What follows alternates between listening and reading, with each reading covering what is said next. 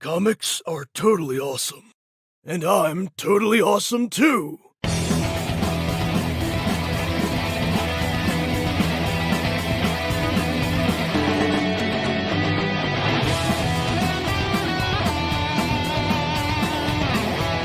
BRZRKR has everything you want from a comic book.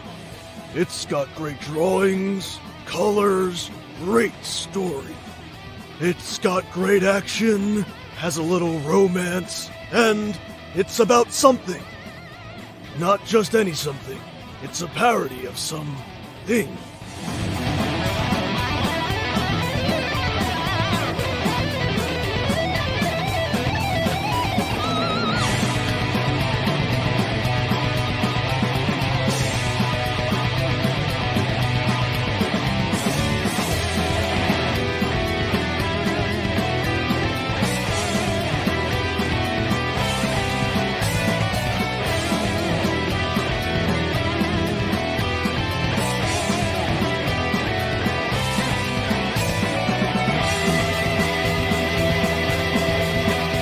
I was like, well, I used to collect and I love comic books. And they were like, so, did you ever want to make a comic book?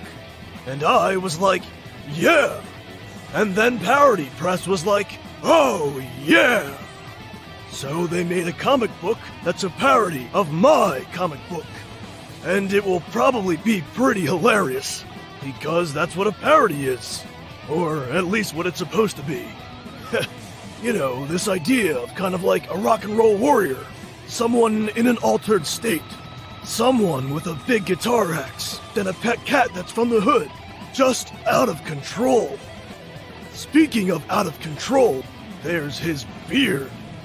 It gets bigger and longer throughout the book until it takes on a fantastical life of its own. It's like, whoa! So, check it out. If you do, I hope you enjoy it as much as I enjoyed making it. But honestly, I didn't really do that much, other than rambling on about comics and books. I mean, comic books. Wait, what was I saying? Oh well. Enjoy! BEARDZZERKER from Parody Press. Back it today!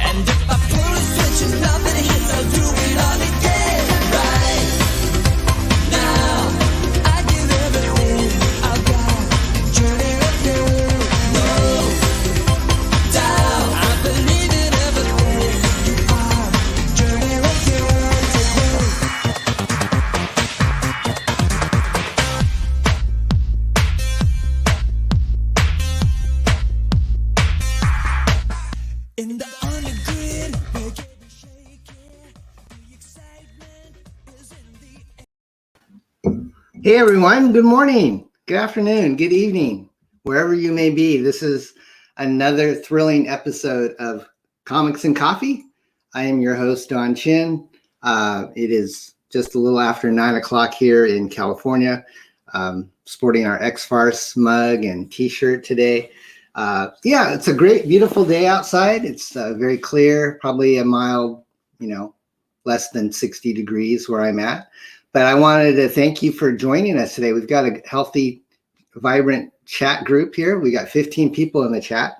Before I bring in my lovely guest, which is my wife, Laura, I'll go ahead and say hi to you folks in the chat. We got Pops in the house. Pops, you were like 16 hours early. That's impressive, my friend. I hope you had a sleeping bag and some, canned food to hold you over while you were in line. Stat Zero is in the house. Thank you for joining us, Statistical. Please follow Stat on Twitter. He's a very talented artist and super chill, very positive person. So Stat, thank you for being here. We have Candace. Hi, Candace. It's been a long time. I just was organizing our BRZRKR, getting everything in ducks in a row. It's at the printer right now. And so when they send us a proof, which is on its way, we're going to look at it and then make sure all the colors and stuff look good. And then we tell the printer, go ahead and print it. But in the meantime, I've been getting all the stuff to fulfill the book together. And Candace, you won some artwork from last time on X-FARCE that I forgot to pack you. So I still have your sketch. I think it's like a tangerine sketch that Delphin did. So I'll make sure that you get it. But it's good to see you up in Canada. Thank you for joining.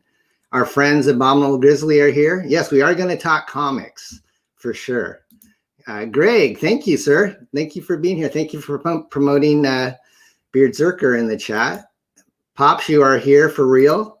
Let's see. Hey-o. There we go. Hey, Pops. Good to see you, my friend. Marvin is here from the Edge. Hey, Marvin, all the way out in Pittsburgh. And our good friend Wise is here. Hi, Wise. Thank you for joining us. Boy, so many people in the chat. We've got Tank Ferret here. Hi, Tank. Doris is here. Hi, Doris. We've got Rick Sailor, the Sailor Man. Good to see you, Rick. Thank you. Rick, you were instrumental in introducing us to Michael Bancroft. And we're going to be talking a lot about the Lucent today. We've got it in house. We had a kind of a box opening last week.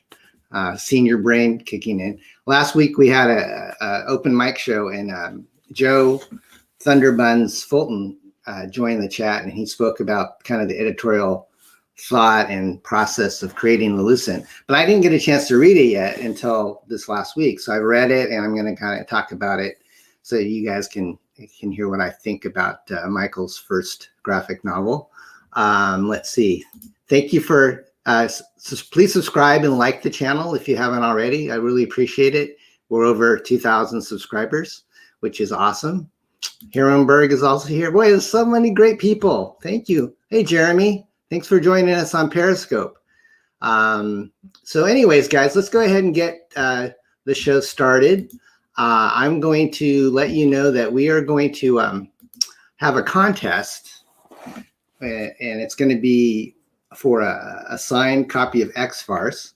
And the contest is going to be questions that you can answer about my wife. So we're going to ask her some questions when she comes on, and whoever answers the most amount of questions will get a free copy of X-FARCE Reloaded. All right. So anyways, let's go ahead and bring in my lovely wife, Laura. Hello, you're muted, honey. Are you there? Sorry, I was working on some technical issues.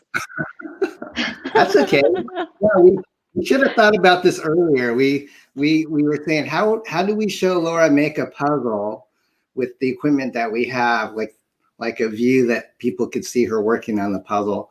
And so like about 20 minutes ago, we didn't really think about how we were going to do this. So we've been scrambling for the last half hour getting this. She's in the next room. I'm in this studio bedroom, and she's out in the main area. And so normally Laura is, she's kind of hesitant to come on shows, but she's really fun.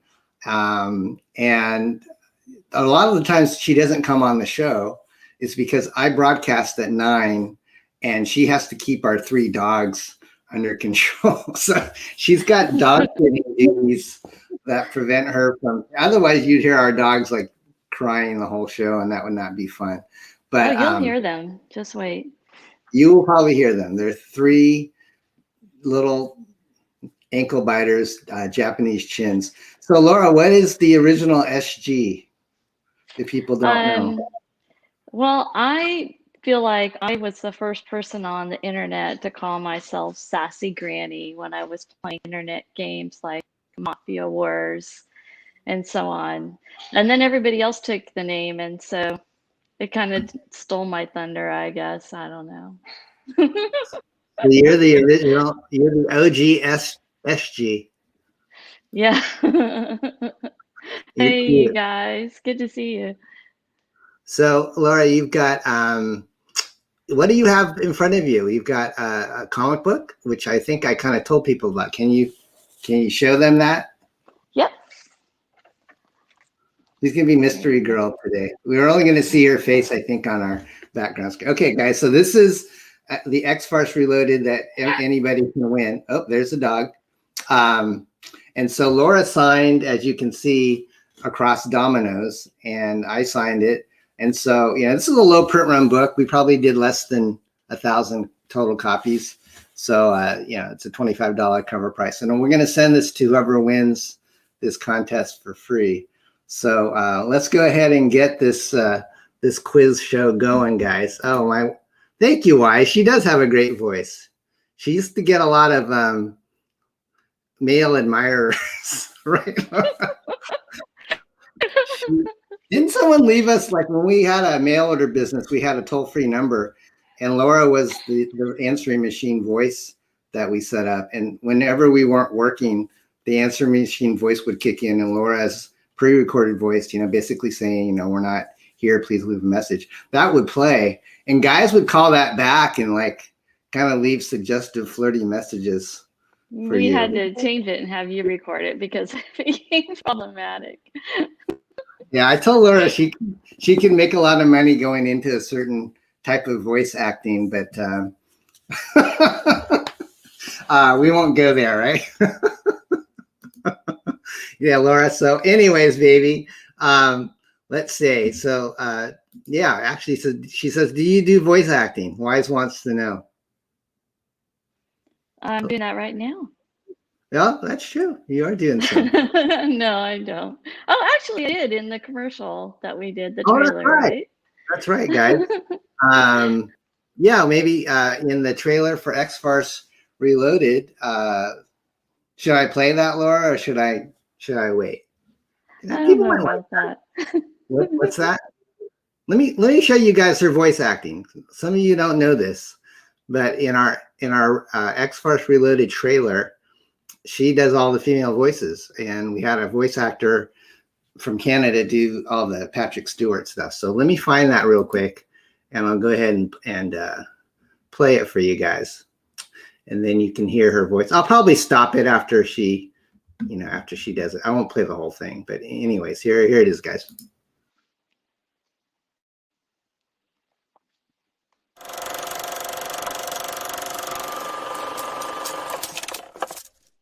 My name is Professor Baldy, and I run a school for juvenile delinquents.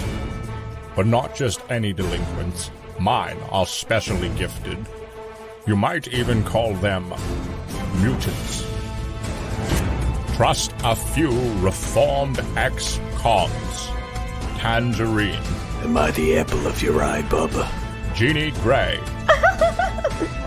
Beastie Boy. Everybody dance now. Snow Cone. Is it hot in here, or is it just me? And their friends from X-FARCE. Cable TV. Eat remote control, frog face. Garfarel. Meow. Dominoes. This book has just the right amount of cheese. And introducing the Newt Mutants. Beware the rest. Magneto. Mistress Piggy. and not at all breaking the fourth wall, cesspool. Now, Parody Press Comics is back with X-FARCE Reloaded #1. Don't miss this extraordinary comics extravaganza with 7 full color stories of marvelous mutant mayhem. Back this book today for awesome variant covers and original artwork tiers. 48 pages of action and hilarious hijinks by some of comics' funniest talents. Parody Press, making the world laugh again. Only on Indiegogo.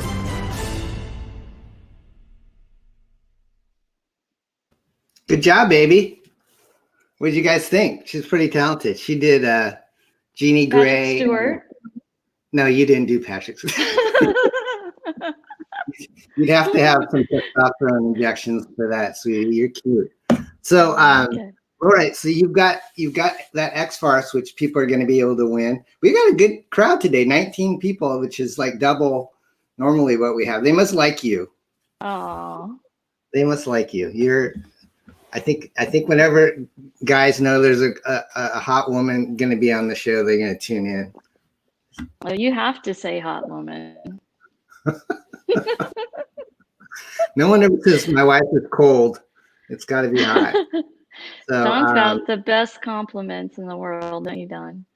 Yes, I am going to show you some of my compliments at the end of the show. We actually call them dompliments because they're more like me putting my foot in my mouth, but I'm trying to be what do you call it? I'm trying to be tactful and romantic, and sometimes those two do not mix. Anyways, Stats here. Thank you for saying that we're both of us are great. A good man is always supported by a even better woman, which I've been very blessed. So let's get to the quiz, guys. You ready?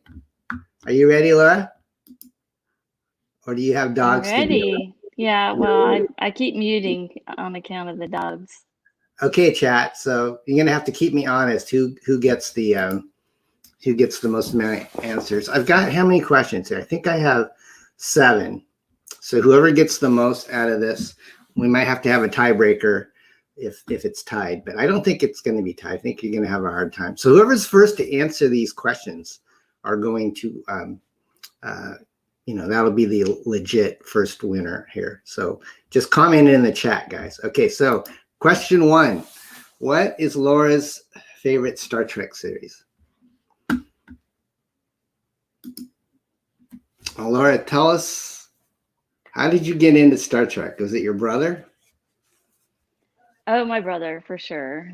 He had it on. So being the little sister, I wanted to see what my brothers were doing. Yeah. And so did they watch like the original Kirk Spock in the 60s or? Oh yeah. I mean, that was a lot of fun, just total popcorn all the way through, right? Yeah. Who's your favorite original Star Trek character?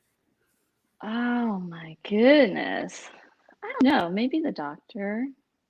I just, whoever's witty is who I like. McCoy. Scotty. Let's see. People have answered.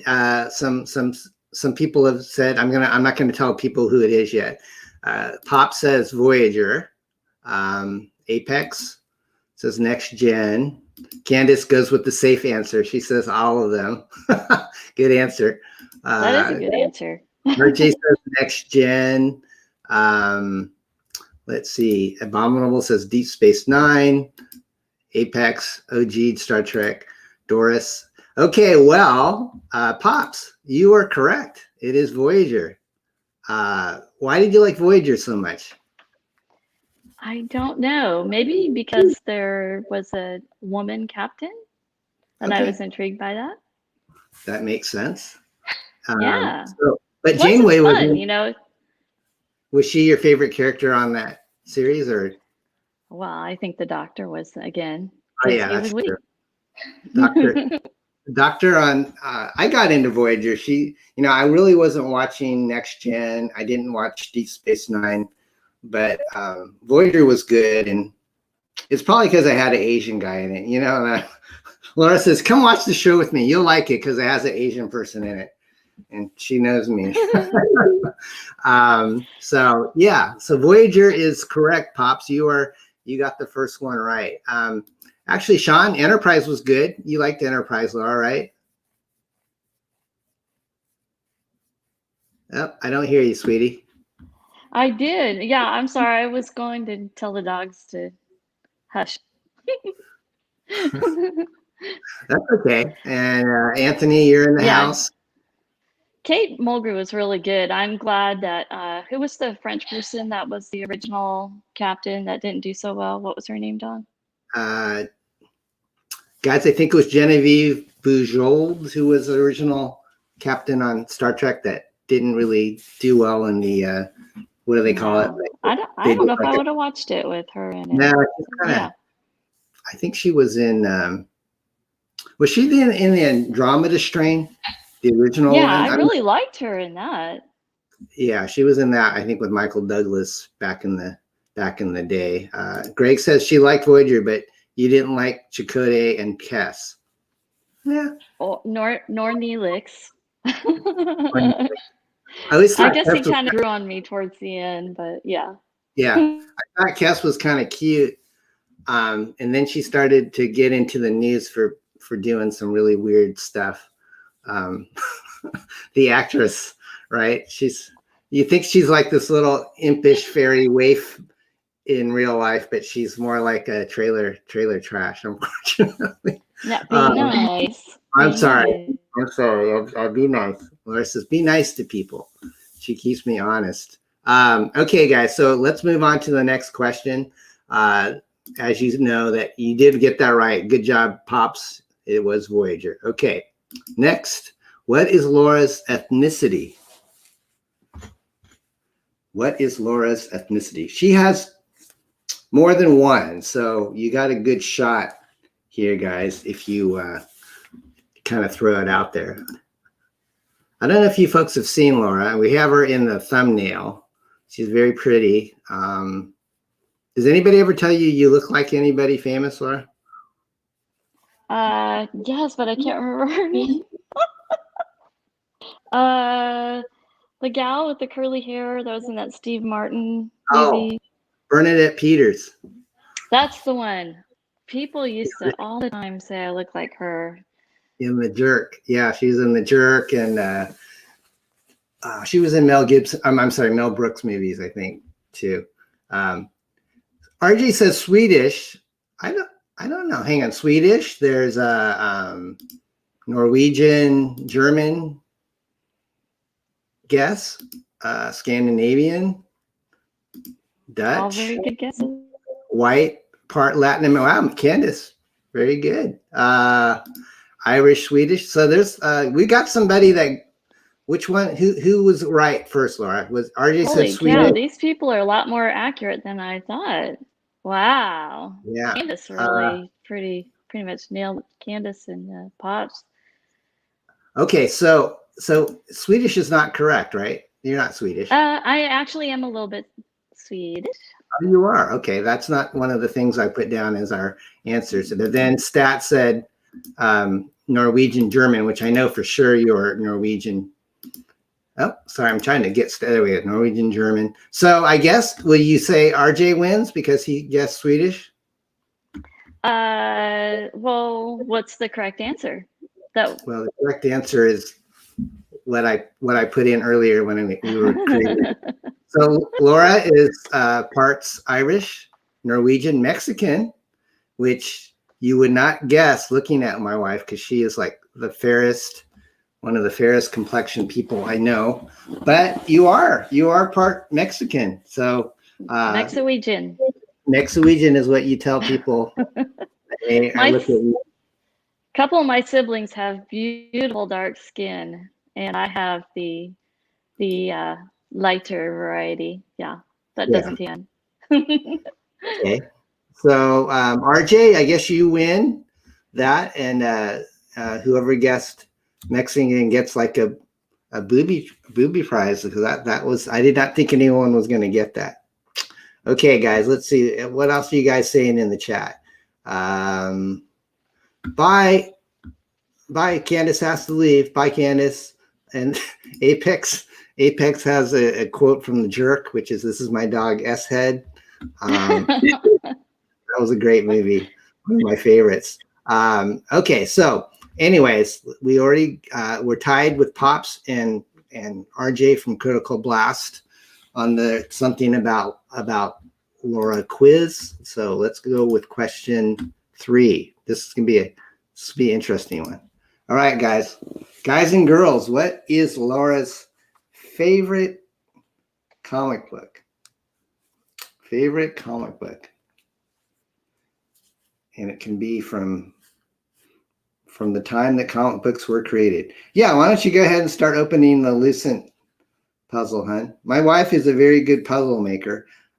Is there any more light you can get in there, Laura, or do you want to open a blind, or is it gonna? It's a little I'll dark. work on it. Okay, that's fine. So we backed the Lucent and we backed the puzzle. The puzzle came first. I think it came from Latvia or something, is what Michael said. Anyways, Laura is a great puzzle putter together. And so as we chat today, I think she's going to show us the puzzle making process. That's her favorite thing, is a digital puzzle game on the internet. You do how many puzzles a day on that? Like a bazillion for sure. Yeah. Especially when we're watching baseball. Yeah. That's right. Okay, so we got some people throwing out some different different answers here. Stat Zero says X-FARCE, he thinks is your favorite. That's what Apex says. RJ says the Hamsters. Greg says, I think this is Don's doing this to test whether you have a legit stalker. Wonder Woman, Sean. Hey, Sean. And my first comic was back when I was in high school. Pops, called Overload.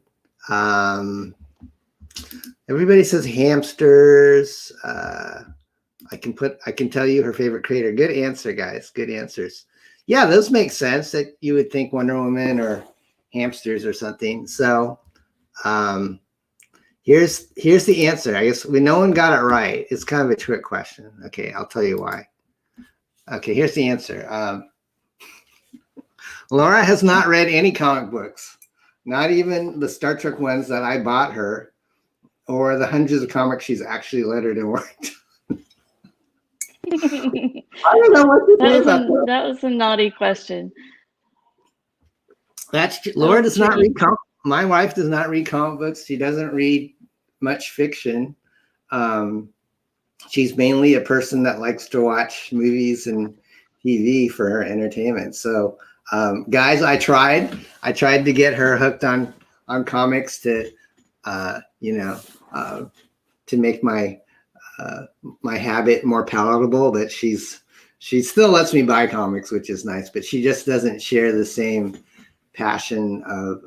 Is it because they're just so hard to create and you're just kind of tired of them?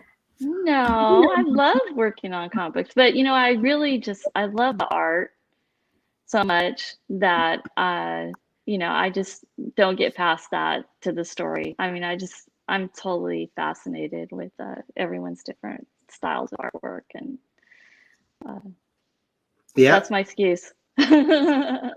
So Laura is, if you guys didn't know this, Laura is the person who does all of our pre-press graphics, color. Donald Grizzly says we failed her. Oh, don't feel bad. Don't feel bad. If she won't read. I will read one a week. How's that? Really? Okay. Yeah.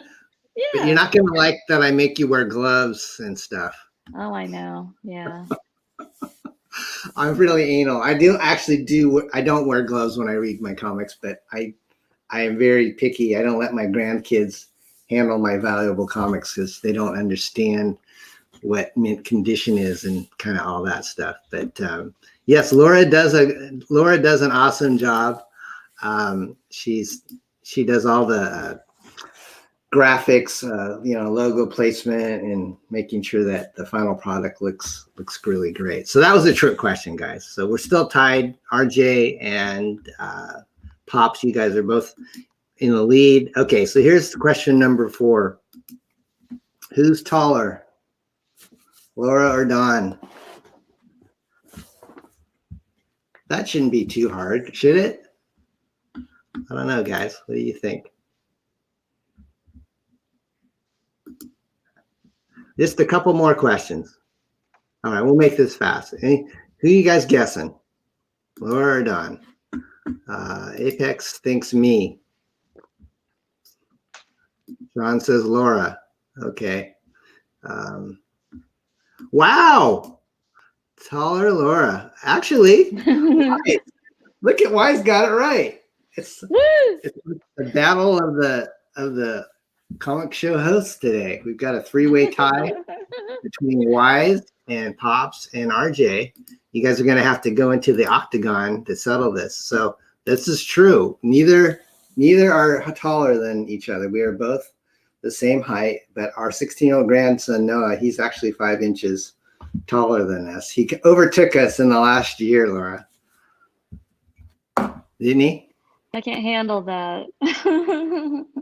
I can't believe our grandson is going to be driving age. No, driving age, not driving. Yeah, that's right. Yeah, I don't think he'd do well driving yet. He's still a little squirrely. All right, so Wise, you got that right. Congratulations, buddy. Nice one there. We just need a tiebreaker. Yeah, we need a tiebreaker.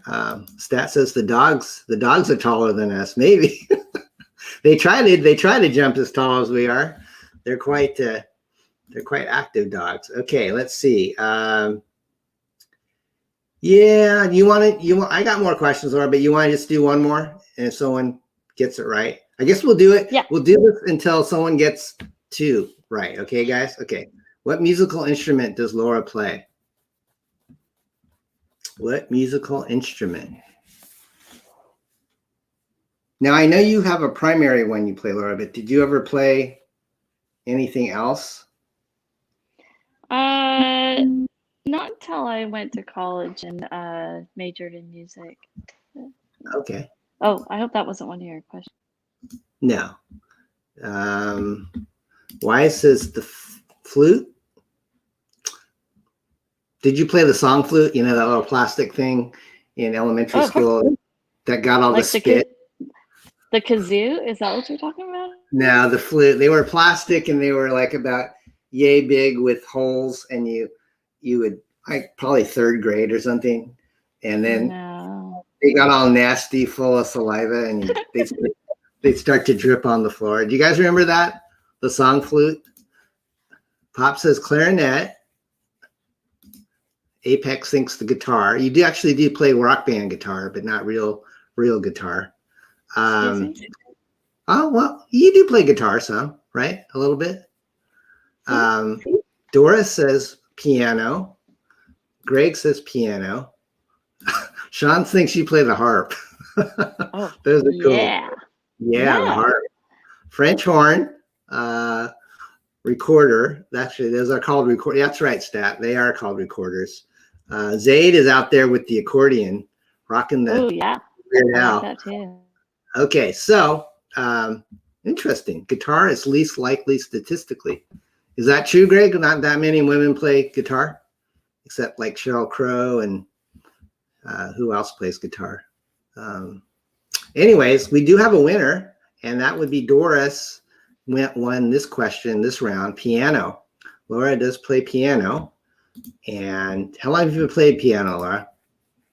Since I was about 5.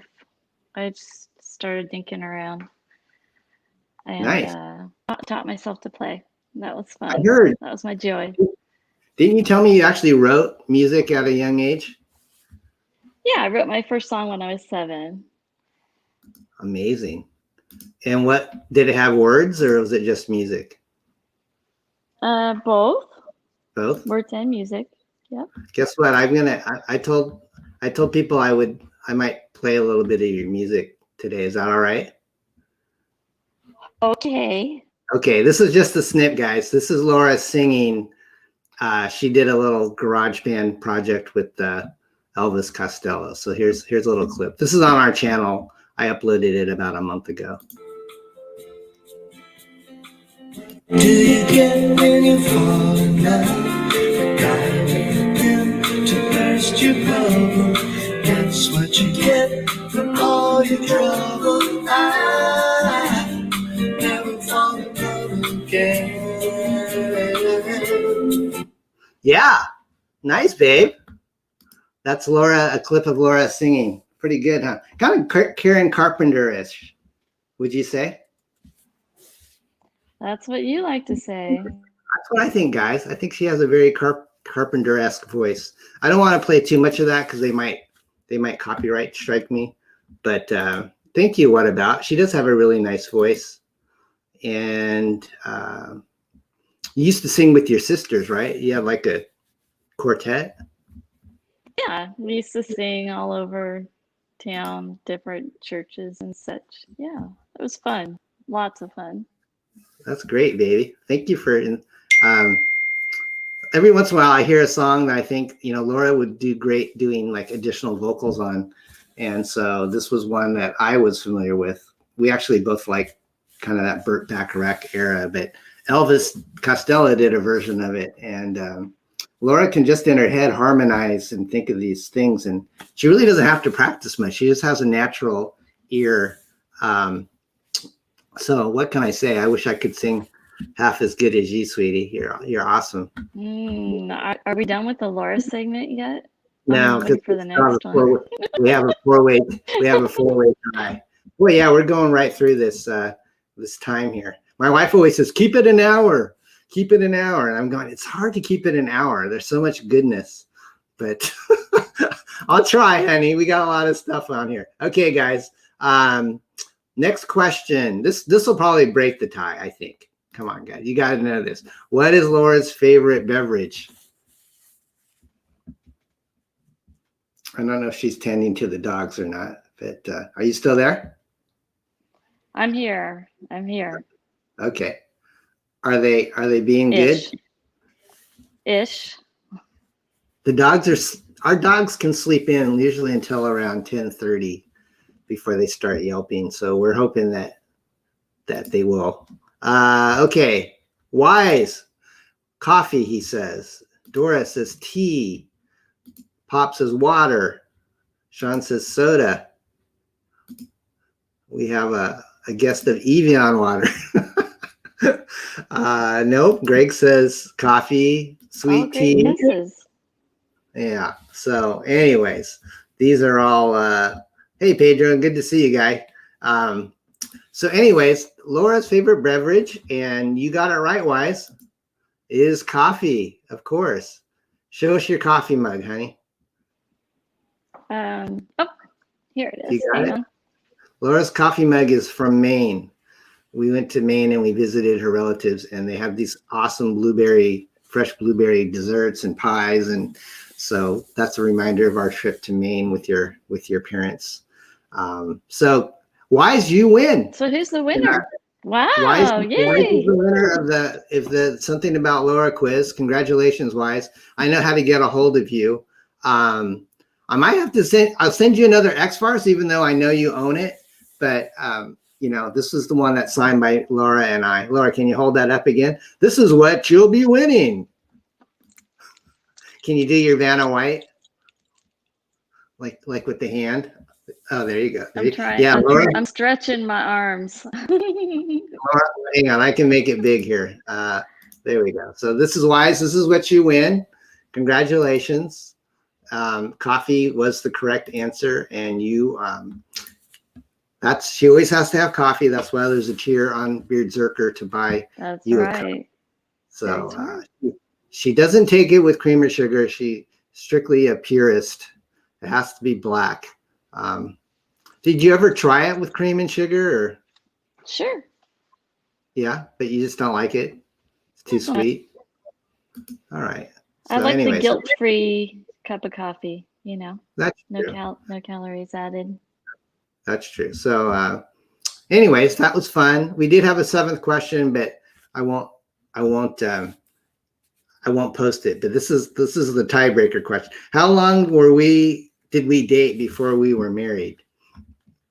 Well, we'll just kind of let that simmer out there, and you guys can put in your comments. But I want to move on because I know we've got a jam-packed show here. Let me look at the itinerary. Okay, so the next segment is we're going to look at some trailers, like new releases, and then ones that are leaving us, just so we can kind of give some attention to both new projects and old projects that are not, I shouldn't say old, but projects that have reached the end of their campaign that could use some eyes on it and hopefully some backers. So the first thing I'm going to play, I'm going to share my screen, is one called Kaya's, which I came across. It looks really fun, and we're going to go ahead and play it.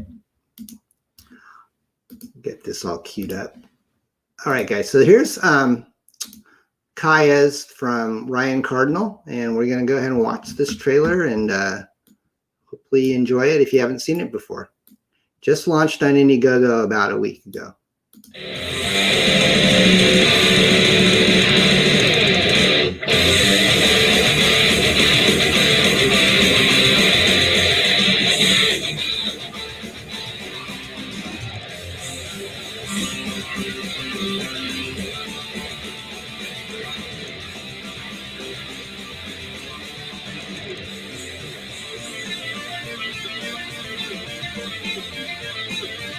It's the story of Blood and Stone issues 1 and 2 go live on Indiegogo September 7th. Be sure to get your hands on these action-packed adventure comics and don't miss out.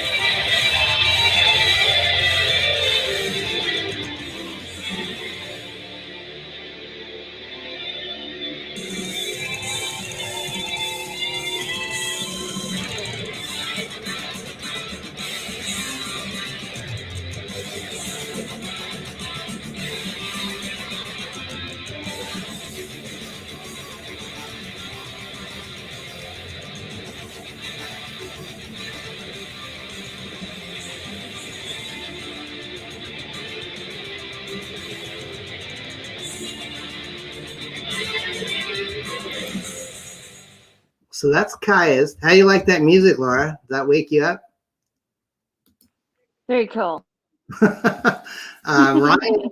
Ryan is a great guy, and he put a lot of work. He animated that whole trailer, so I'm sure it took him months to do that. But that's on Indiegogo, guys. You can. I put the link. No, maybe I don't know if I put the link to the trailers in the description, but I did of our mail that we're going to open. So just go to Indiegogo, guys. You can check this out. He's already at his goal, but it just launched, and it looks like a fun project, especially if you like kind of that manga and anime style.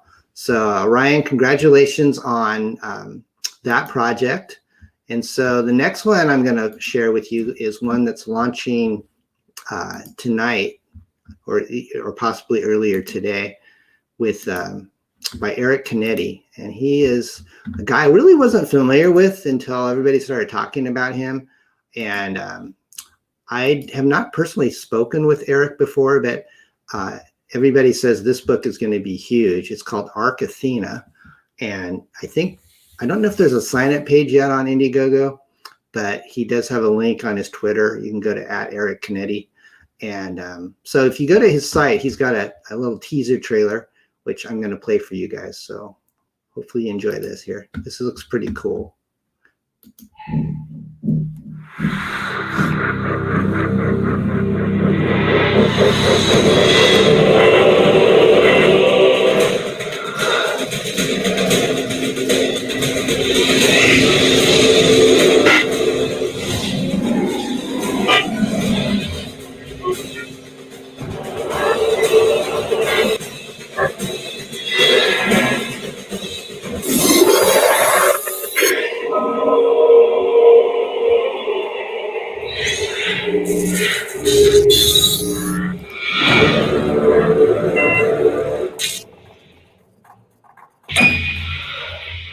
Yeah, pretty awesome.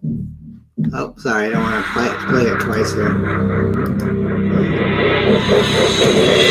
Okay, so that's called ATHENA, guys, and it's launching tonight on Indiegogo. I'm sure it's going to be pretty cool. So those are a couple that are coming, that are just released. We'll try to do this, every week, as we'll play a couple trailers for new projects, and then ones that are leaving us that I thought we could give some love to.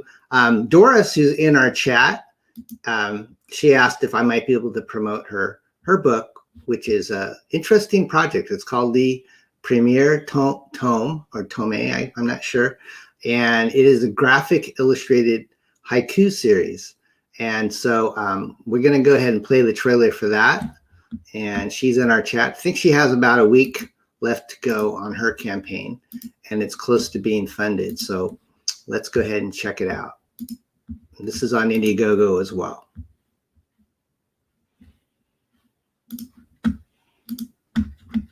Let me start it from the beginning, turn up the sound. Here we go, guys. Shall we begin?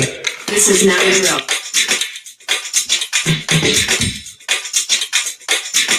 Repeat, this is not a drill. Let's begin.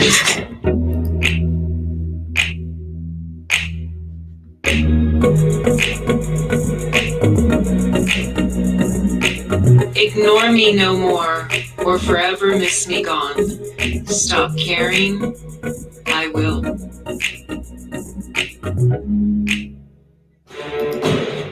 Sweet girl, I am yes. Don't underestimate me, cause bitch I will. There went Pops one day, suggesting I do something in a whole new way.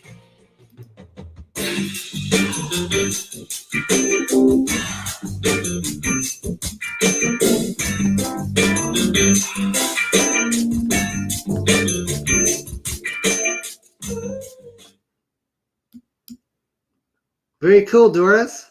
That looks awesome.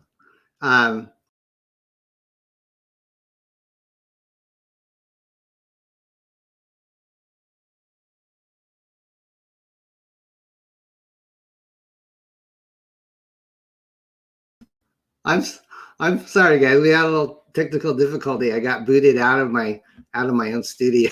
I'm back. Anyways, Doris, that looks awesome. Guys, check it out on Indiegogo. It's a very affordable book. It looks like a lot of great creativity there. So, Doris, I hope you like that shout out. I got abducted by aliens, but I got out in time. They weren't able to probe me, so I can attest that I'm untouched. Okay, so I'm going to play one more trailer that's leaving soon. Oh, you're welcome, Doris. Thank you for your support. That looked like a lot of fun. You were very creative. Did you do some of that music in that trailer? Because it's very funky. I like that. Okay, so the next one I'm going to play, guys, is from our good friend Mark Poulton at the Mark is Haunted Pizza. His studios. He's just like putting out a book seems like every month. Super nice guy. Delivers on time. Delivers a nice product. We actually are going to open one of his books here.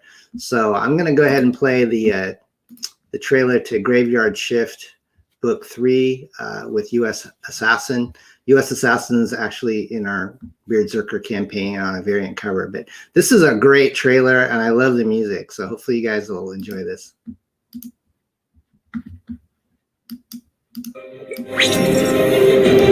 On the mercenary, Flip Gordon.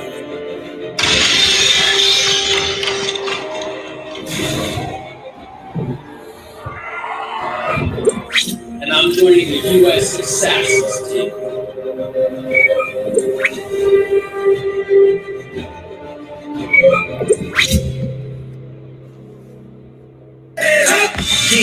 This is USAssassin. They about to action, ready to make it happen. Yeah, this is the elite government task force. Whole team is official. What more could you ask for? Yeah, this is USAssassin. You don't want drama if they pull up, they blast it. Monsters, the graveyard shift. You ain't never seen the sweetest quite like this. We got the dog, and he don't cut no slack like a dog with a giant bazooka on his back. Slippers of reptilian, alien, three snakes for a tongue. You don't want to mess with him. Sensei Steel with some mysterious martial artists and trainers. Zero face is a bad guy turned good. The mercenary with the beast, get it understood.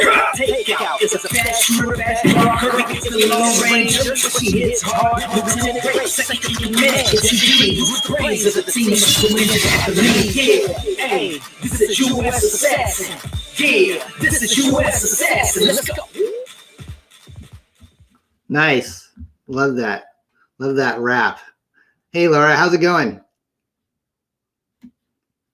Are you still there, hon? Nope, she's on mute. Let's see how she's doing on the puzzle here. That's okay. I think you're still on mute. There you are. Hi, hon. Hi there. I'm sorry. That's I don't know what okay. I'm doing. What are the weird plants that we have on our table? That's a ginger root plant, isn't it? Ginger root hand. No, it's not really. It's a succulent, but it looks kind of freaky. It's my most treasured succulent, but it's gotten a little big, so I'm trimming it down. Yeah. We've had that since it was just a little cutting, and it just kind of took off, invading our table. So I know we've been talking a lot, and you're like still working on the puzzle. So what do you do when you start working on a puzzle? You just flip them all over and organize them by color, or what? I do edge first, and then I organize them by color and go from there. I think okay. Everyone kind of does it. I don't know. Are there people that do puzzles starting in the middle? Some people do. I don't know. So how many pieces is this puzzle? Do you know? Does it say on the bottom? 500. 500. So how long in your past puzzle making does it normally take you to do like a 500 piece puzzle? I think probably about a half hour, but when I'm not tending to dogs. Yeah, I'm sorry. I'm making you multitask more than you normally do. That's okay. That's what I do. Okay, thank you, honey. You're sweet. So Michael Bancroft and Melanie, if you're watching this puzzle stream, it's a little slow going, but Laura's been she's been a little diverted. We'll have to maybe post an update once it's all done. We'll show you what it looks like assembled. But you're doing great. Thank you, Laura. All right. So what else do we got here, guys? All right. So let's go back out to the mail room here, guys. And so I told everyone, some of the creators out there, that I was going to open some of their books today. So I'm going to go ahead and do that. I'm going to make, let's see if I can make me a little bigger than you, just so they can, sorry, Laura, so they can kind of see what I'm opening. What's that? Are you still there? Yes, make me small. Make you small. You like that? Let's get small. Yeah. That was a Steve Martin line.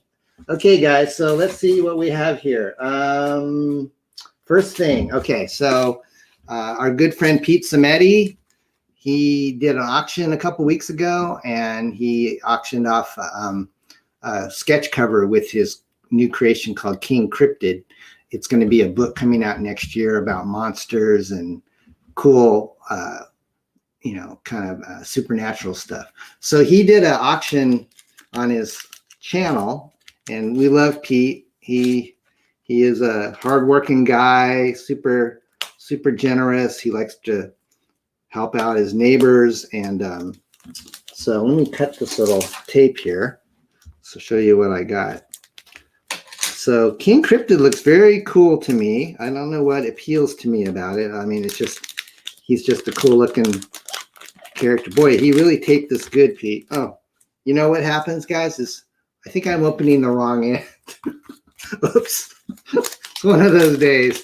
That's the problem. I was opening the wrong end. I just damaged a perfectly good bag. Oh well. Okay. So this is Pete. This is the first appearance of one of the characters in King Cryptid. I can't remember his name. He's the main adversary, I think, in the first issue. So it came out on a Wednesday, is where these characters that are going to be in his book first made their first appearance. So as part of the auction package, Pete included this issue of it came out on a Wednesday. And then he did this awesome alternate sketch card of this character. And so I don't know the name of the character, Pete. I'm sorry. He's kind of looks a little bit like the Thing and the Martian Manhunter. But I love how Pete, crumpled the edges of the border on this.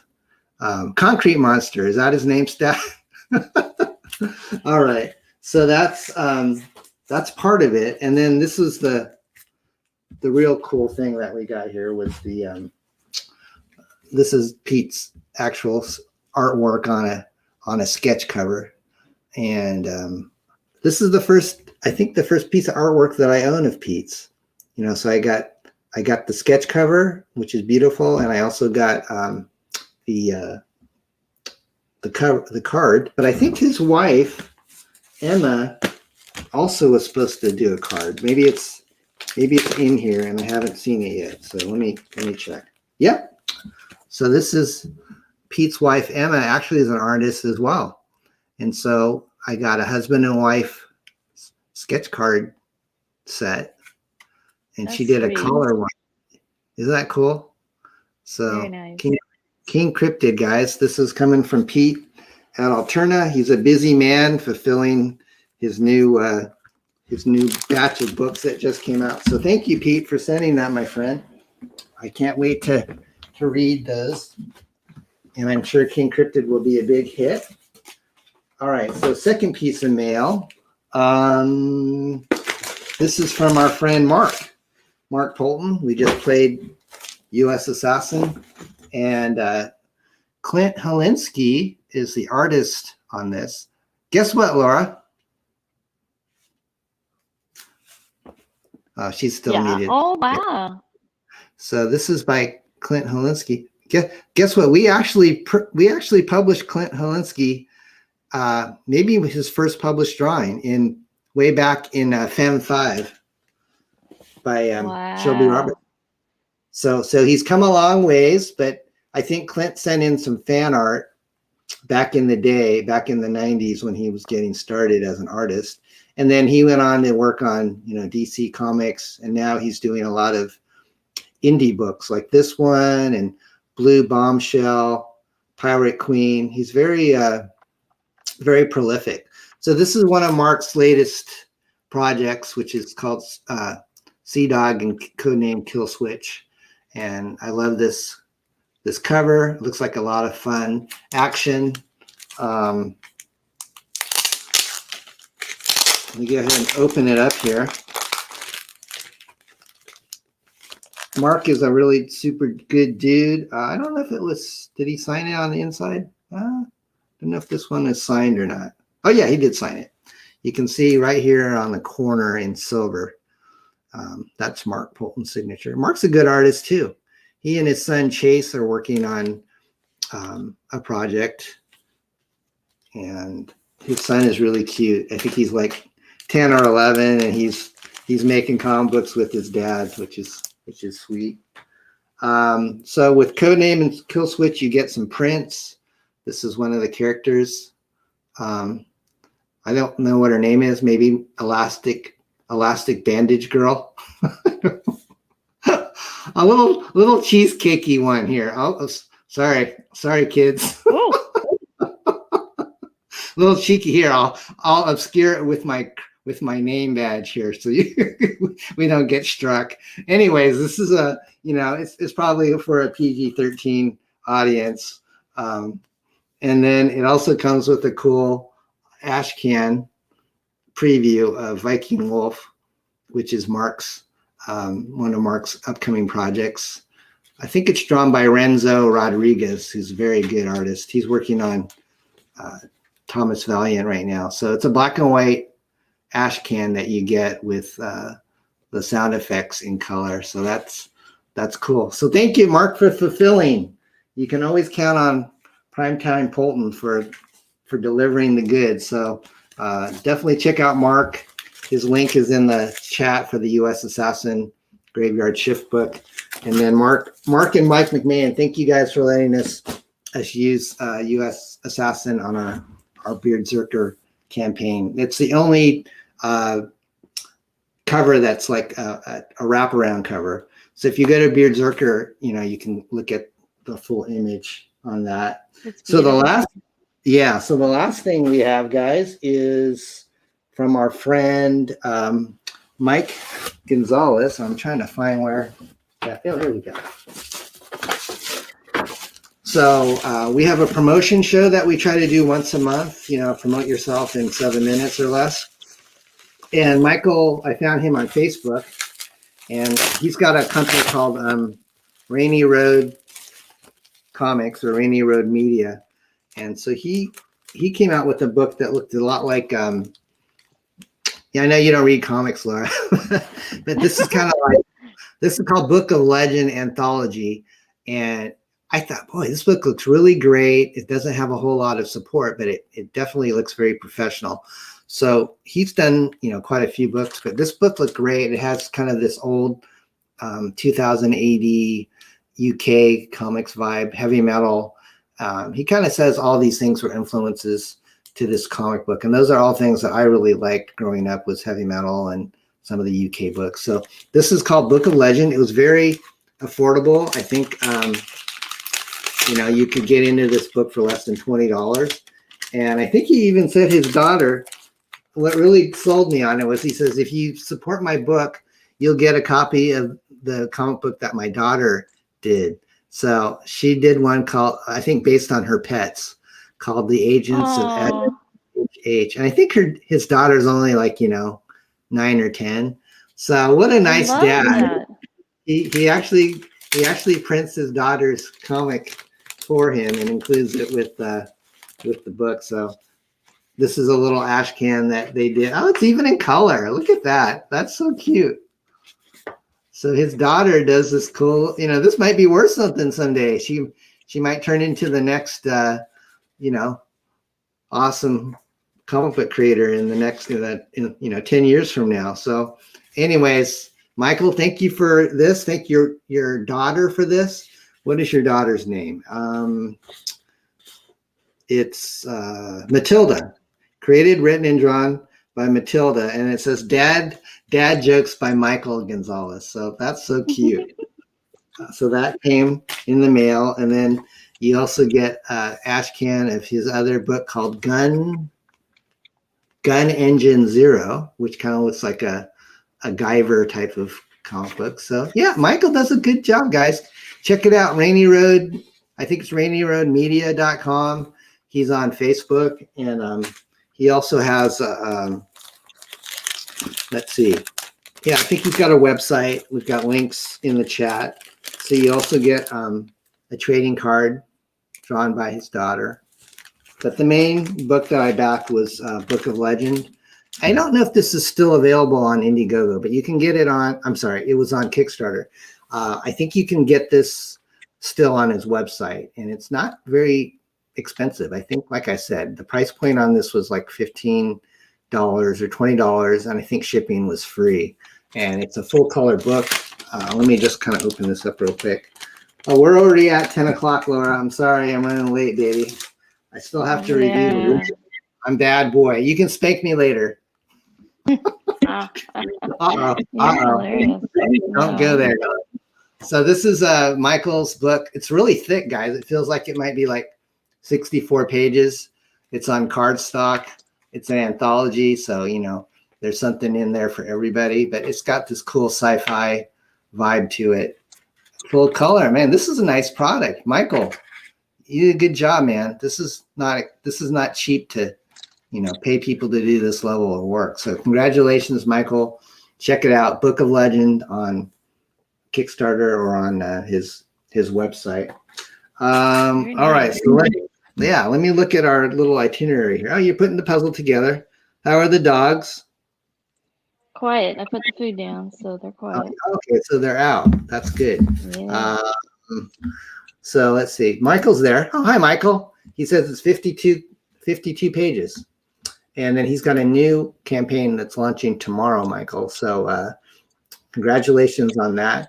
I'll try to make you guys moderators, but it's kind of hard for me to do that while I'm kind of manning the controls here and kind of doing the show. But if I haven't made you a moderator yet, I'll make you one in the future so you can post links. Oh, here we go. Herrenberg, my faithful moderator from Pittsburgh, says here's where you can get Book of Legend as well as his new project on Indiegogo. So Matilda's artwork is awesome. That's great.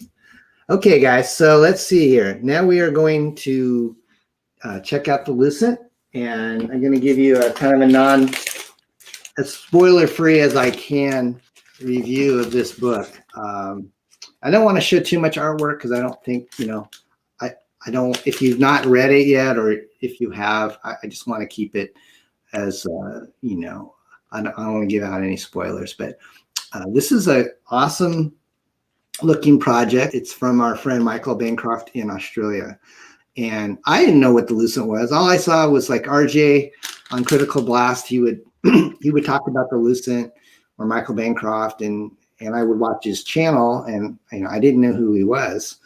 And through the chat, I think I went on a show, on Joe Sontag's show, art and stuff. And a guy in the chat, Rick Saylor, who might be in our chat now, he kind of introduced us to Michael, and we said, maybe we already launched X-FARCE, so maybe he might be able to help us promote BRZRKR. So I Twitter messaged Michael, and I just said, here's BRZRKR. We'd like to launch it.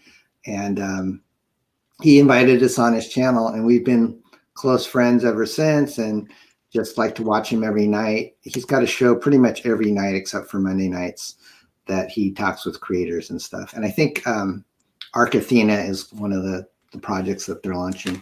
But anyway, so Michael has this book he's been working on for like the last year called The Lucent. And, that's kind of a mysterious title. What does the Lucent mean? Is this the Lucent? This character's name is Ella. This is one of the prints that you get with the book. It's also obviously the cover, which this doesn't have the UV coating. If you get the cover, I think he had a stretch goal where if he hit a certain amount of money, you get kind of that cool shiny UV coating effect on it. And then even on the back cover, there's a little spot UV coating on it. So it kind of gives it an extra pop, glossy, classy look to it. This is a nice, thick, square bound graphic novel. I'm not sure where he got it printed, but I think they did a good job. Laura and I are, very particular about printing, and we've had our share of both good experiences and bad experiences with printers. And I think Michael was kind of learning, different printers and who was good and who wasn't. But the final ship product is really, really nice. It's very quality. It feels like a trade paperback you would pick up at a professional bookstore. And then I asked the Bancrofts to sign it, not just Michael, but Melanie as well, his wife. So this book, in a nutshell, it kind of makes me think of The Matrix. If you guys are fans of the Matrix movie, it has a lot of that kind of green action in it, that, kind of the Neo running through the city, lots of buildings and stuff like that. It starts off kind of back in 3000 BC. There's a segment in it where there's a man talking to his son as they're walking through the desert. And it's kind of like the, what'd you call it, the prologue to the series. So the first opening scene is like back in this age where there's a lot of mysticism and just kind of Old Testament type of thinking. And then it jumps into modern day. And so I don't know what the connection is yet with the old story and the new story. I think that's going to be revealed in the second book. And Joe Poulton, who's been on this show, has kind of said this book, you read it several times and you'll catch stuff each time that you miss. There's a lot of Easter eggs, he said, in this book. So I've read this about 1.5 times so far, and I'm kind of looking around for the artwork and just seeing if there's things that I'm missing. So it's kind of more of an intellectual type of read. It's not like a, Hulk smash type. It's more of a, it kind of has it builds up the momentum. It doesn't, it's just a really well told story. And I like the artwork a lot by Michael.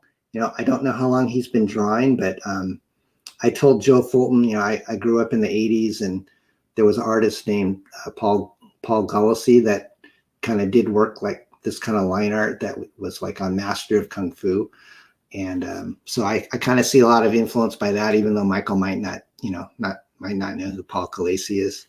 But Michael does a great job. I mean, this is just a labor of love. Coloring, he's got kind of a cool painterly style in some of his panels where there's like splatter and stuff. And there's a lot of cool sequences in this. Like they travel through water. The main characters can travel through like a sink.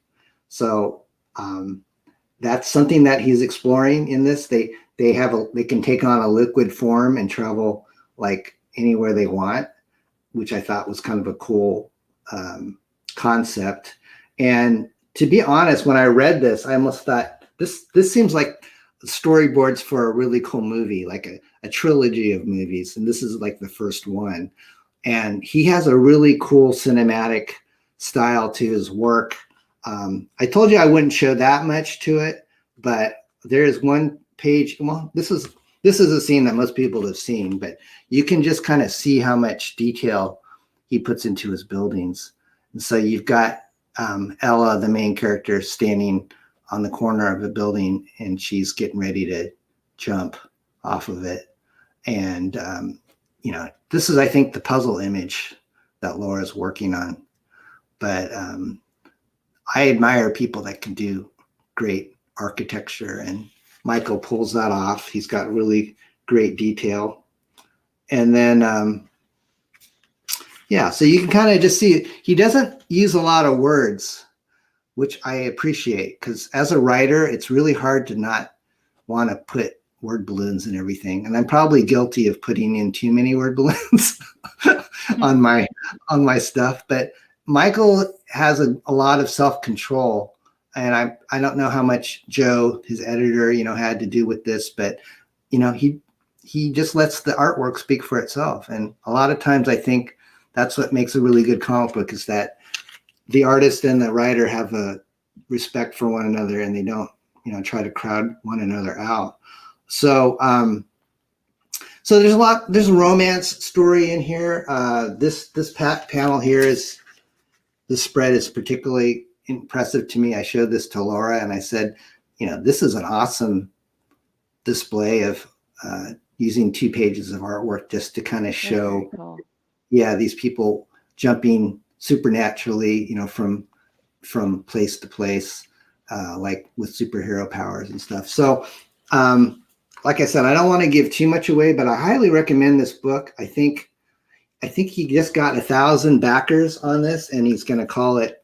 He closed his campaign after the 1,000, because I think he only printed like 1,000 plus some extras. So I have a feeling this book is going to be quite a collector's item. It already is. There's not that many of them out there.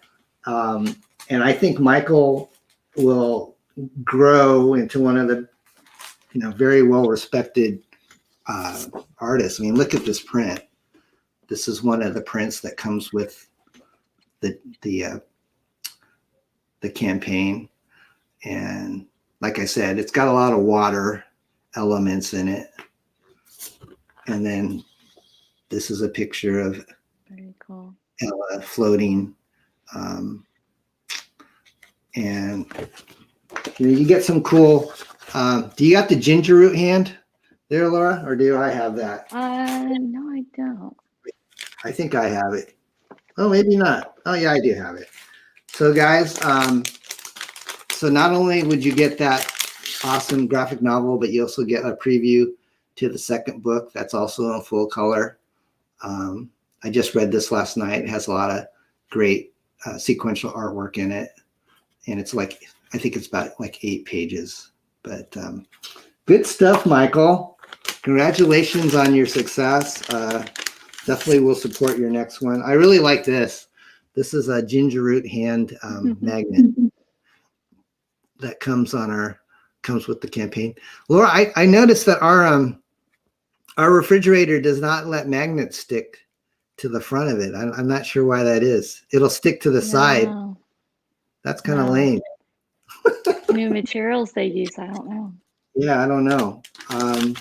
And then one of the other things that you get with the campaign is a really cool die cut sticker from AM Comics. So that's really cool. Let's see here. I kind of think colors are cool in the book. I can see why the printer struggled to get them just right, because they're risky colors when it comes to translating them at the printer's end. But they did a great job, really great job. Yeah, I mean, this packaging, you can tell, it's just a labor of love. I mean, this is just really cool artwork. But anyways, Michael and Melanie and Joe, if you guys watch this on the replay, just want to say kudos, job well done. I did want to show guys that we have, just kind of give a little update on BRZRKR, which is the book that Laura and I and Bill Mouse and Keith and Cat Mouse have been working on forever. It's finally at the printer, and we played the trailer at the very beginning. So this is, let me go ahead and make us, there we go. So BRZRKR is the Keanu Reeves parody that we've been working on, full color. We have like 7 different covers on it. And we have a stretch goal. We kind of introduced a stretch goal that every $1,000, like after our initial $8,000, we would send Michael a costume to wear on his show.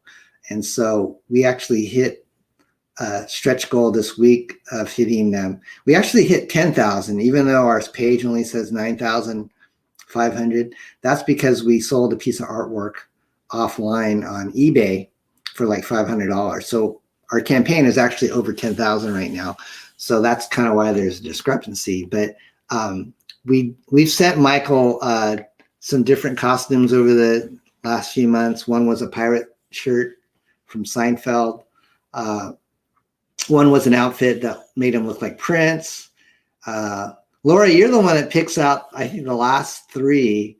You found the King Tut one, right? Yeah. So we made Michael dress up like King Tut. And then the last one that he wore, just like last week, was a hippie outfit. So anyways, we went ahead and sent him another one that he's going to put on. I don't know exactly when he's going to put it on, but it did arrive yesterday. He acknowledged that it arrived. And here's just kind of a sample of what Laura's been working on our screen here.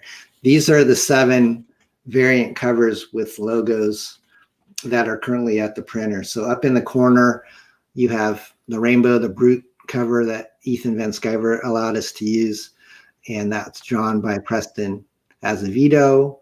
The second cover is our movie cover by Thad Rhodes with fake credits on the bottom. And then the third one is Kenan White's cover with him fighting against the Murder Hornets. And then the fourth one is the Jack Kirby cover, which is by Dax Martian. And then Jim O'Reilly does the next one, which is kind of a Bill and Ted throwback Billy Tucci let us use she. Yeah, there's so many variant covers. I'm excited for them, but at the same time, sometimes I think I shouldn't do so many variants. But it's just so much fun to actually let our character interact with these well-known comic book properties. So Billy Tucci graciously let us use she, and then the one that we talked about earlier, Laura, was the USAssassin one. Laura, tell us. I mean, what do you like and not like about the graphics? You know, you had a temporary credit on your when we first started, testing the show stream today. You said like slave, Laura-slave. I know. I always like dump all these projects on my wife. I'm not very organized, so that's kind of a thing I need to work on. But it's like what are the challenges when you're working on a book, like the way you see it digitally and then the way it actually translates in print? What do you think people aren't really aware of when they're doing comic projects? Any pointers you can give to people that are creators and just want to make sure that what they are working on digitally actually translates to what gets printed?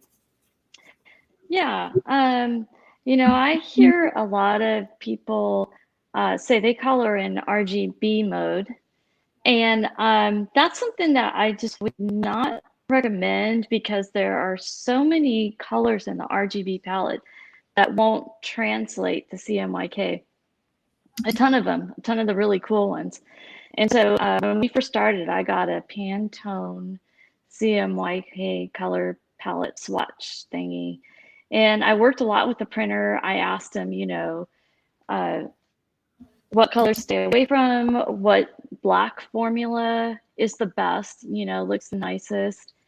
And also, total ink coverage. I mean, I really try to learn all the details from the printer's end so I understand what they're dealing with and what I need to, stay away from and what I can do on my end to help that process.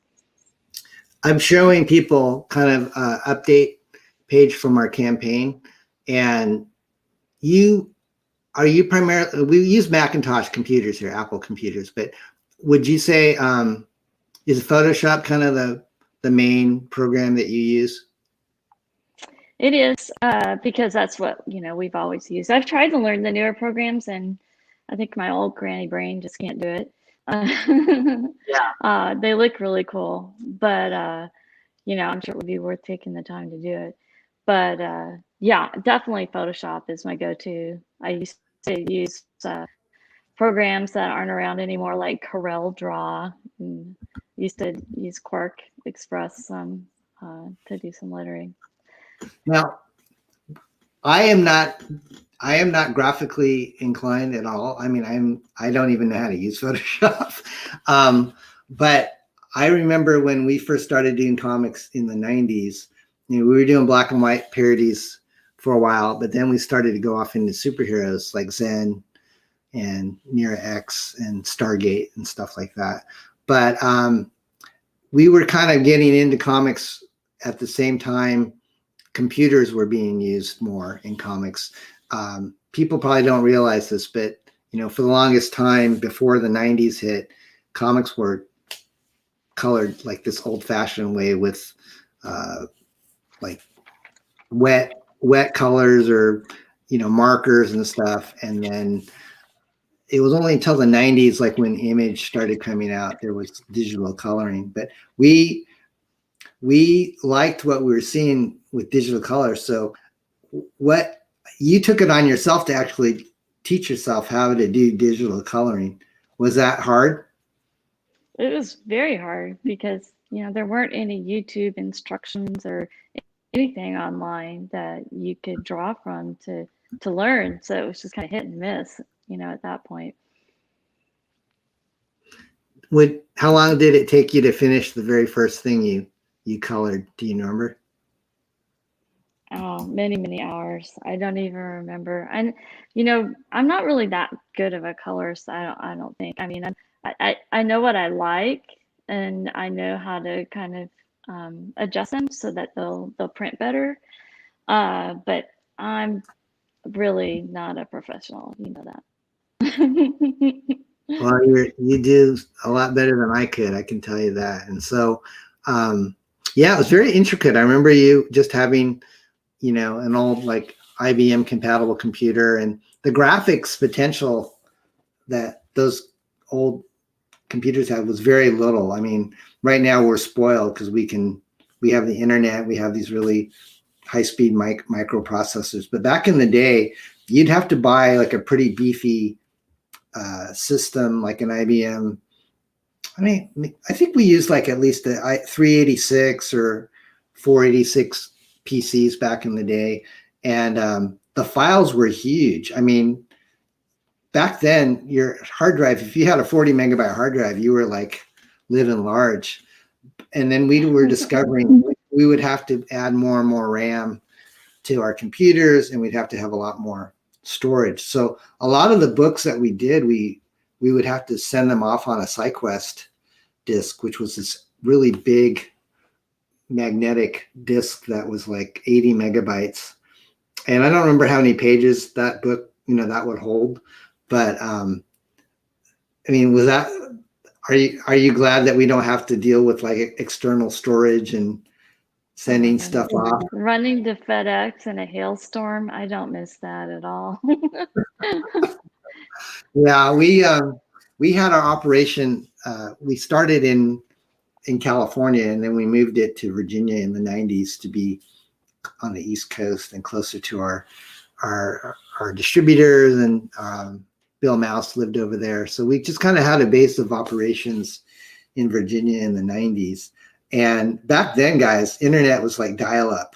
So you couldn't send your files to the printer like you can now. Right now, all you do is you compose your book like using the template that they give you, and then you just Dropbox it to your printer, and then they have it pretty much instantaneously. But back in the 90s, Laura and I would be like looking at the watch saying, we got to get this to our printer, you know, whether it's in Texas or Canada, so they can get working on this. And the only way they're going to get the files is in a big box full of SyQuest disks. And you just hope and pray that, you know, they can open them fine and everything. But we used to just basically look at our watch and say, we got to hit the FedEx deadline and get it down to the airport so we can get this book off to the printer. Because we were doing like 4 or 5 books a month, and it was at least, yeah. It was crazy. I mean, yeah. we used to work. My wife fun. used to work like until 2 or 3 in the morning doing pre-press stuff. We had to do our own blue lines. We had to do our own 4-color separations. If you were a publisher back in the 90s, normally you would pay somebody to be your digital colorist, which, you know, was expensive. And then on top of that, you'd have to do your color separations to send to the printer. And if you had the printer do your, on film, we're talking like, you know, clear film. And I don't remember, Laura, do you remember how much, you know, like on a typical 32-page book, how much the color separations were if we weren't they like a couple thousand? It was very expensive. I mean, it was much, much cheaper for us to just lease our own machine and do it ourselves. Yeah. Right. So we were chemicals. Yes. So guys, here's the thing is we don't do this anymore, but back in the day in the 90s, 4-color printing, you had to have like 4 pieces of film, cyan, magenta, yellow, and black, and you overlay them together and you get all 4, you get the full color spectrum, you know, and that's the way that you would have to send your files to the printer, and then the printer would make color separations, and then they would print your book. But now it's all digital, so it's a lot less messy. But we actually bought a pre-press system for about $100,000 back in the day, because we did the math and we thought, you know, if we're doing X amount of books a month and we're paying $10,000 a month just for color separations, we could be saving that by having our own pre-press stuff. So there was this place called Panther, I think, Laura, Panther Express or something. I don't know if they're still in business, but they were back on the East Coast, and they said, "Oh, we can sell you these systems where you can basically have a terminal, and it'll be hooked into our pre-press system. You can print your own 4-color separations at a fraction of the cost." So Laura and I bit the bullet, and we said, "Let's try it." So they shipped us this huge, really big. We're talking, it took up. It's about the size of a door, and it's pretty high with the computer. And it came with this kind of this assembly line process. You have to actually do it kind of like a photographer with chemicals like fixer and toner. So we had this section of our house dedicated to the comic books, and we had this awful toxic smell in our house all the time. It smelled like you went into like a photography dark room. But those are. You have a question for me? Guess how long it took to upload the whole BRZRKR book to the printer? You know how many gigabytes that was? Multiples. So it only took less than a minute. That's how amazing technology is now. Yeah, that's amazing. So what used to take us a box full of discs that probably weighed like 20 pounds is now sent in the blink of an eye. Hey guys, it's 10:30. I think it's time for us to wrap this up. We had a great time, and Wise, thank you for winning the prize today. Let me go ahead and stop sharing this. So go ahead and keep watching Michael's channel. You'll get to see the next outfit that we bought him. Not exactly sure when he's going to wear it, but Laura, thank you for joining me, honey. I'm glad the dogs were not misbehaving. Yeah, they're being really good.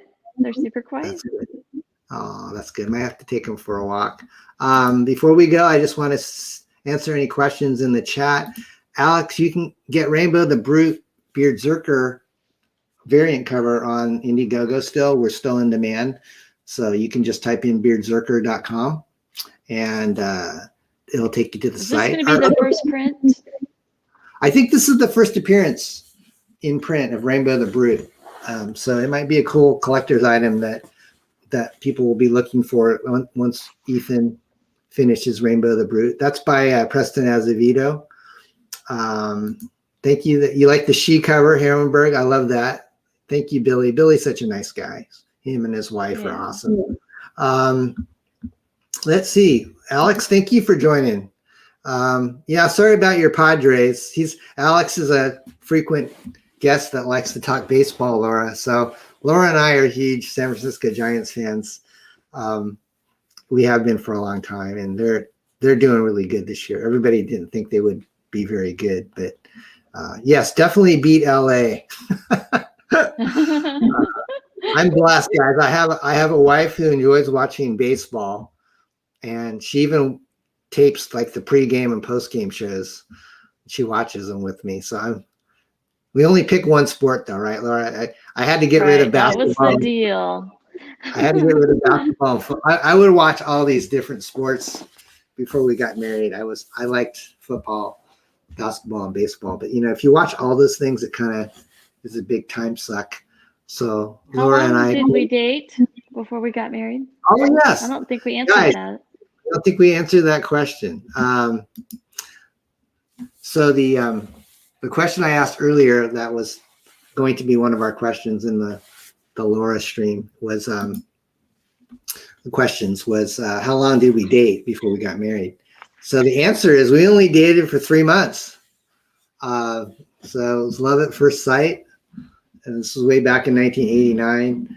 And the Earth, Wind, and Fire song September is our song because that's like when we first started dating. And we got married in December of 1989, but we only dated for 3 months. So I kind of had cold feet. I'm sorry, Laura. You know that I regret that. I was I was don't. I scared. don't think anyone would consider 3 months cold feet, dear. That's true. That's true. But anyways, here we are 30, let's see, 32 years later. I will be 32 Uh-oh. in December. Right? I'm not forgetting, right? Uh-huh. 32 years in December, sorry. So anyways, Laura is a blessing. She is an integral part of the comic books that get out to you folks. You know, honestly, we could not get these books out if Laura did not use her brain and her skills to get everything together that she does. So she's been spending the last couple of weeks on BRZRKR, adjusting things and laying out things. So you're doing a great job, baby. All right. It's going to be cool. I can't wait to see it. Yeah. Well, next time we'll have you on and we'll play a bunch of those fun videos that you send me to play as kind of things to interrupt the flow. Let me see if I can find one that you shared with me before. Let's see.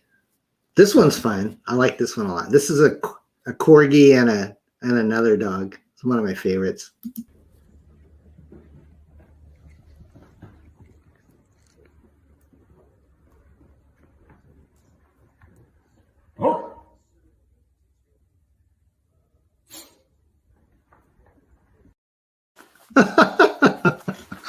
So it's another dog making fun of. Explain.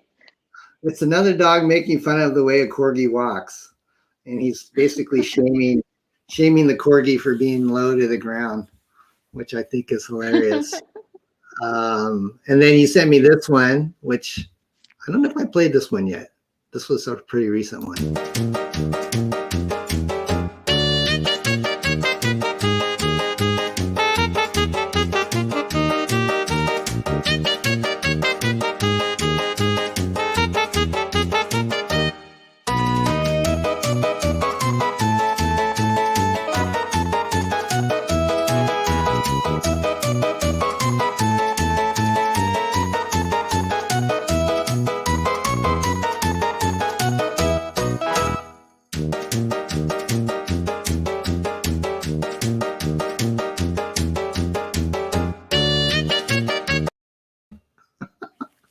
Yeah, anything with guinea pigs and hamsters, Laura knows I'm gonna like. Great stress reliever videos. Yeah, Laura sends me these great ones to just kind of lift my spirits. And then one thing I said that we would do, Laura, is I would list some of our compliments. Is that okay? Just to kind of end it with some compliments. Sherples. Okay. So guys, I, like many other guys out there, kind of put my foot in my mouth every once in a while, but I don't mean to. When I'm talking to my wife, I'm trying to do the right thing. So on our Facebook, over the years, there have been things that I have said to my wife in our conversations that we hashtag compliments. And so I'm just going to read a couple of them here to you. These are actual conversations that have taken place between my wife and I. So back in 2011, Laura posted this. She goes, I was attempting to teach Don some new swimming techniques. He said, wow, honey, you can swim. I smiled. He added, You're very graceful when you swim. And my smile grew. Then he said, and you're so buoyant. At which point I gave him the look. He backpedaled. Well, because you're such a good swimmer. Oh, so that was something I said to her in the pool back in 2011. All right, honey. You're so cute. Never went swimming with you before, so I was like, I didn't know that she was such a good swimmer. I was honestly impressed by how well she swam, because I'm not a very good swimmer.